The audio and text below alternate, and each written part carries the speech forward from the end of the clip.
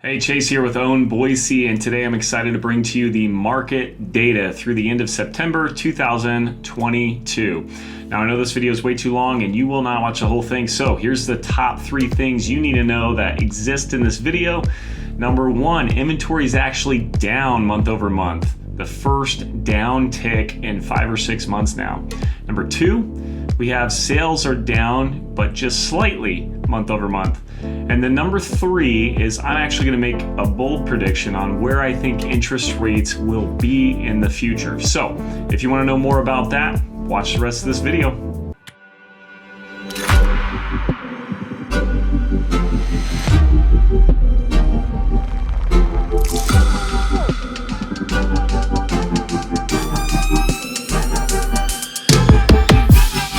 All right, let's go ahead and dive into the data. I've got some fun slides for you, bonus slides that will be at the end of the video, so stick around if you want to see some of that. But let's go ahead and get started with number 1. So the first thing is inventory is actually down month over month. It's the first down tick since April. So we've got May, June, July, August, and I guess this is the 5th month. So we finally have some inventory coming down. Now, if you remember in last week's video, I predicted that even though last year in 2021, September was our peak, so we went up August to September, I thought we would see September actually come down, and I am calling myself out, but in a good way. It was actually correct, and if you want to know more about why I thought that, you can watch the last video. But yeah, we saw inventory actually come down, and my prediction, I guess, through the end of the year, which is not anything super,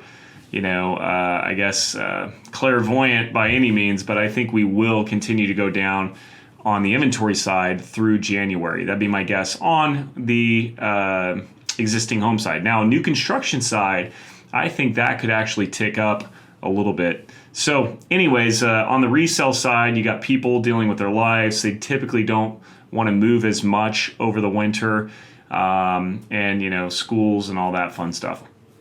So 1602 to 1482, that is a 8% decrease month over month.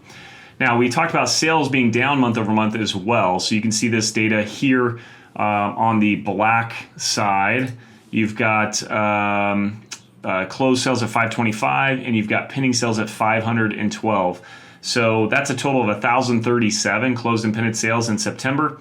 We had 1,092 in August, so that's about a 5% decrease month over month, but that's pretty typical. We're usually going to see more activity in August, again, right before the school year starts, so no surprise there. That's pretty normal. I am going to scroll down. I want to show you guys the average historical price. This is just a little bonus. We've got up 5.9% for the average sold price for 2022. I think this will actually continue to tick down a little bit. I think we peaked at like 6.8% or something like that for the year, and now we're coming down. I think we still will end the year 2023 in the positive on the average sold price, believe it or not. So even with the market pulling back, I think we will end, if you bought a home January 2022 and you own that home through the end of the year, I think you're technically positive. So no real surprise there for me. The other thing I want to point out here, and I'm zoomed in here, you can't see all the numbers, but this is for September of 2022. And if you want to nerd out on this data and you want to see the entire thing, you guys can always click the link in the description below or email your favorite Own Boise agent. We'd be happy to get you this data. And we've got data for all sorts of areas. You can see this one in particular is in Ada County, but we've got it just for CUNA. We've got it just for Northwest Meridian, etc. We've got it for Canyon County, Gem County, I think Elmore County. I think we've got you covered on a lot of fronts. So, but I'm going to go ahead and zoom back in here quite a bit, so you can see what I wanted to focus on, which is just the average months of supply. So we got 2.5 months worth of supply based on that 1,482 homes listed. You can see where the supply is really low is pretty much under 1 million. On the resale side, you're less than 3 months supply. Remember, a balanced market is 5 to 7 months. So that means it's very balanced. It's not really a buyer or a seller's market. If it's under 5 months, it's a seller's market. If it's over 7 months, it's a buyer's market. So currently, the only buyer's market we technically have is over $2 million. So there's some stuff there. Now, I said I was going to make a bold prediction on interest rates. Before I do that, though, I want to go over some economic data and just a little bit about why the Federal Reserve is raising rates. So just a quick education. I hope this is beneficial for you.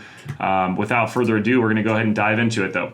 So the Fed looks at really three things. They look at unemployment. They look at gross domestic product, GDP, and then they look at inflation. Now, they look at all three of those numbers, and based on what those numbers are doing, they make decisions on what the secured overnight funding rate is, which is basically the federal funds rate. It's basically the rate at which banks borrow money, and the rate at which they borrow money determines what they charge the consumer to borrow money. So, makes sense? Now, GDP, so unemployment, GDP, and inflation. So inflation, or unemployment, we'll start with that. Their target, I mean, anything under 4% is just amazing. It's phenomenal. Like, they really want to be under 6%. Anything under 4 is phenomenal. So you can see the last 30-year history here for unemployment. It ebbs and flows. We've had as high as 9.6 in the Great Recession. We've had as low as 3.7 back in 2019. And that's what's basically happened on an annual basis. Obviously, the spike up in 2020, COVID, spike up during the Great Recession, you guys saw that. So here's what it looks like monthly for the last 3 years or so. Before COVID hit, we had absolutely incredible numbers on inflation. And then, of course, we saw lots of layoffs when the economy shut down for multiple months. And then you saw unemployment. People are coming back to work. And now we're right back to pre-pandemic levels. Now, that is normally a good thing, okay? Except when inflation is as high as it is. And here's why, okay? If you have this little unemployment, that means it's harder for companies to find employees. And so some of the things they do to attract employees is they offer them different wages. And so if a company is offering $15 an hour and then a company across the street doing the same thing is offering $17, you have what's called job hopping, right? So people are taking the more money that they can get, right? Well, the Fed doesn't want that in a high inflation environment. Why is that? Because people are getting wage inflation. So that's more money that's being spent chasing goods, driving the cost of goods up. They want to see that come down. So I didn't write the rules. I'm just telling you what they're looking at. So that's the numbers on employment. Now, talk GDP. The other thing they want is they really want to see GDP, gross domestic product, be at about 2% per year. That's the growth of the country, essentially. And you can see the last 30-year history or so. We had a couple really negative years, Great Recession, COVID. Those are some of the key points that I want to highlight. Well, here's what GDP's done on a quarterly basis for the last 9 years or so. You can actually see, 2020, when COVID hit, we had real big negative GDP. And then what do? We flood the economy with money through stimulus. And of course, GDP goes through the roof. So that's what's happening there. Now, a technical recession is 2 negative quarters of GDP, which we've had, right, in the last 2 quarters. So I don't know what when we determine it's actually a recession. I guess it's like the common conception is we are in a recession, but there's lots of experts who already think we are in a recession, and we definitely are in a technical recession, which is the 2 quarters of negative GDP. So they want to be at 2%. So they want to see that growth. But again, if inflation is running out of control, they don't want to see that growth. They need to see it pull back so that we can have healthy growth. All right, so that takes us to inflation. Now, unless you've been living under a rock, you know inflation is high. It costs more money for stuff, whether it's gas or housing or food or whatever it is that you're buying. Pretty certain that it's cost more today than it did 2 or 3 years ago. So there's 2 numbers here, or three lines here. The purple is the target. That's 2% inflation. So if we're at 2% inflation, the Fed wants 2% GDP, and they want 4% or under unemployment. Okay, so that's what they're doing. Now this yellow line is CPI. That's Consumer Price Index, including food and energy. Now, the reason they have a teal line, which excludes food and energy, is because food and energy is one of the more volatile commodities. And so they want to kind of understand, is this an epidemic where it's affecting all goods, or is it just affecting food and energy because those are more volatile? Okay, so 7% CPI, that was towards the end of 2021. And of course, you've got 5.5 on the core CPI, excluding food and energy. So this is on a monthly basis. And you can see we were at, I think we peaked at 9.1 or 9.2% or something like that. What that means is that we had 9.2% or 9.1% inflation year over year. It means your dollar is worth 9.1% less than it was the year before, which is too high. It's way too high. And so the Fed is going to do whatever it takes to get that number lower. That's exactly what they're shooting for. And unfortunately, the major tool they've got a couple tools. So buying bonds, and that's complicated. We're not going to get into that. The other one is raising rates, raising the secured overnight funding rate. That's the rate at which banks are borrowing money. And so if it costs more to borrow money, people will either borrow less or less people will borrow. But either way, there's less money being injected in the economy. And the idea is, and this is, pretty much how it works, is that the less money going into the economy, the less money will be chasing goods. Those goods can calm down, either level off on price or even potentially come down on price if you have too many goods and not enough money chasing it. All right, so super nerd, sorry for that, but this is what I wanted to bring up. This is my prediction. The Federal Reserve, and this has happened, this is not some great, all-seeing anything, right? Like, this is just what has happened in the past. When the Federal Reserve is dealing with this, they're making choices that take a while to show up into the economy. So they've already raised rates at historic levels. I mean, this is the fastest rate hikes we've had since the Volcker days back in the 80s. So we don't know how this is going to affect the economy. And typically the Fed will overshoot because inflation is, their main thing. They've got to have that closer to that 2% number. Otherwise they can't run an effective economy. So until they start seeing these numbers come down and come down quickly, they're going to keep raising rates. Well, the problem is it takes a while for that rate hike to actually make its way through the economy.